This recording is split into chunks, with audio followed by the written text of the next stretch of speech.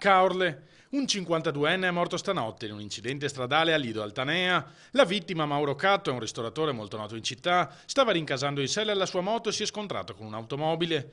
I sanitari del 118 non hanno potuto far altro che constatare la morte dell'uomo. La dinamica dell'incidente è al vaglio dei carabinieri. Circa un anno fa, sullo stesso tratto di strada, si era verificato un incidente analogo in cui aveva perso la vita una persona che viaggiava a bordo del suo scooter. Marghera, l'ex leader dei centri sociali del Veneto Luca Casarini è stato condannato a 3 mesi di carcere per occupazione abusiva. A dare l'annuncio l'ex esponente No Global tramite il suo profilo Facebook, chiarendo che si trattava dell'occupazione di una casa sfitta da anni dell'Ater di Venezia, la casa a Marghera nella quale, scrive Casarini, ho abitato per una vita.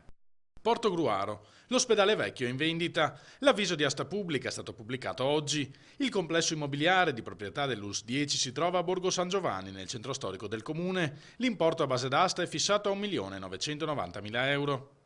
Marghera, inaugurato in via dell'Azoto, vicino al varco del porto commerciale, un nuovo parcheggio da 15.500 metri quadri. Il parcheggio servirà a rendere più fluido, accessibile ed efficiente il principale varco portuale. Secondo recenti rilevazioni, oggi per Venezia transitano circa 550.000 camion all'anno che servono le industrie del nord-est in un raggio di 150 chilometri. Jesolo. È finita con 6 denunce per rissa una violenta discussione tra un albergatore e degli immigrati extracomunitari che si lamentavano delle condizioni delle stanze nelle quali alloggiavano.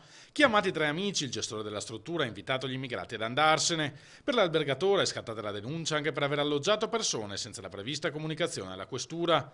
Altri controlli sui locali in cui alloggiavano gli extracomunitari sono in atto da parte del Dipartimento Prevenzione e Sanità dell'AS 10.